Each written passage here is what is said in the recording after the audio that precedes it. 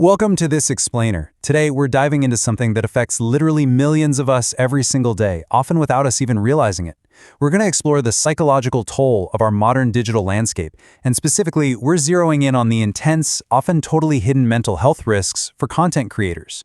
We consume so much content, and it's so easy to admire the polished lives and just relentless output of our favorite online personalities.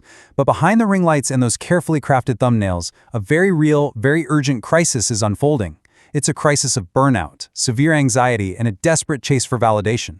So we're going to unpack exactly what's happening behind the screens, drawing directly from some truly eye-opening insights on digital well-being.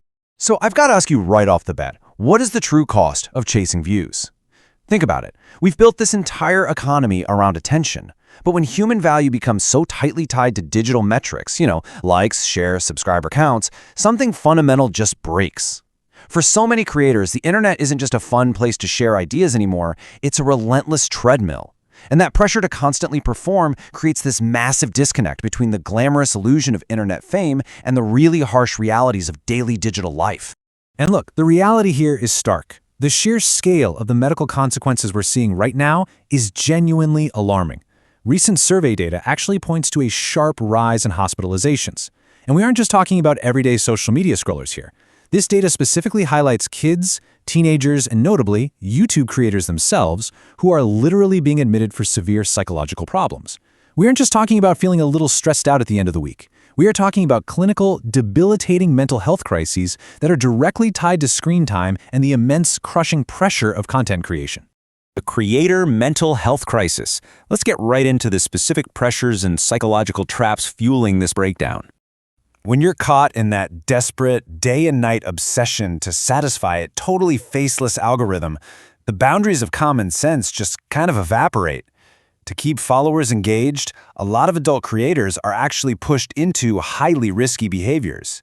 This includes oversharing super sensitive, private family information just to feel quote-unquote relatable.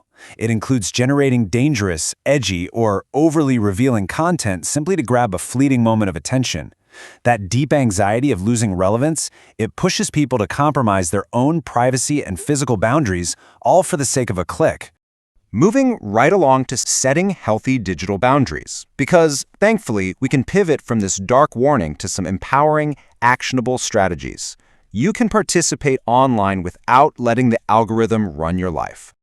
The absolute foundation of digital well-being starts with tactical screen time limits. You really have to take control before you even pick up the device. Step 1. Decide in advance exactly how many hours you are going to spend online each day. Just set a hard boundary. Step 2, and this is absolutely critical for your neurological recovery, stop using mobile phones for at least 1 hour before bedtime.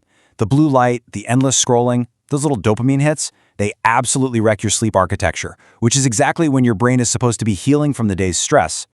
Now, these boundaries have to extend to the next generation, too. For any parents watching this explainer, the source material is super clear. You must step in and set reasonable screen time limits for children and teenagers. Their developing brains are just incredibly vulnerable to the addictive loops of social media. The most effective remedy? You've got to replace that screen time with tangible, real-world hobbies. Encourage sports, reading, music, art, outdoor play.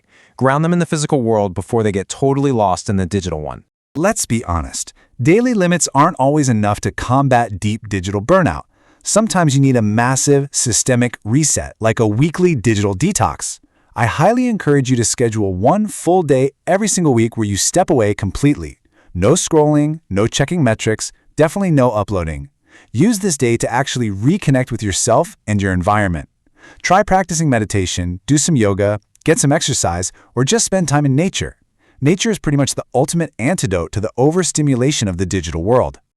Which leads us perfectly in prioritizing health over views.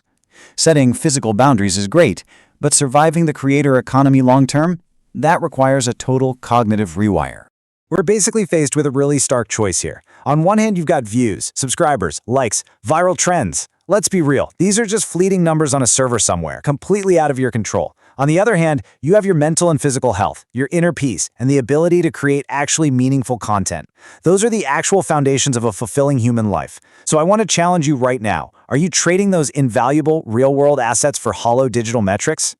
So how do we cultivate the right mindset? Well, first off, drop the heavy burden of the daily upload. Seriously, you do not need to feed the machine every 24 hours to be valuable. Second, you've got to stop comparing your success and your growth pace to everyone else. Every creator's path is totally unique. And finally, focus on authenticity. Create content that genuinely informs, educates, or inspires people. Quality and sincerity are going to build long-term trust with an audience way better than chasing some cheap daily viral trend ever could.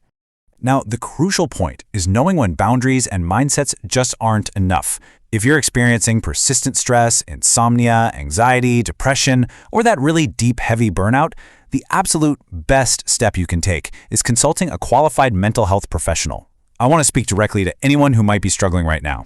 Asking for psychological help is not a failure at all. It is an act of profound strength and self-awareness. It just means you recognize your own worth and you're stepping up to protect it. All right, peace above internet fame. Because fixing this crisis isn't just about individual creators toughening up. It's about a much wider societal shift. We are talking about a shared systemic responsibility here. The burden can't rest solely on you or me. We need our institutions, our schools, colleges, families, actively educating people on digital well-being and healthy online habits right from a young age. But honestly, equally important, the social media platforms themselves absolutely have to take accountability. They need to build much better safety nets, improve wellness reminders, provide robust screen time management tools, and actually offer meaningful support programs for the very creators who generate all their revenue. I want to share a quote from our source material that just perfectly nails everything we've been talking about today. It says, "Technology is a tool to improve human life, not to control it. Your health is more valuable than your views. Your family is more important than your followers. Inner peace is worth far more than internet fame." Let those words really sink in for a second. Which brings us to our final question for you. Knowing these hidden costs, and knowing that your peace of mind is literally your most valuable asset, how will you change your digital habits today to protect your peace? Just take a moment to think about one small, actionable change you can make right now. Thank you so much for joining me for this explainer. Stay focused, stay healthy, and I'll see you next time.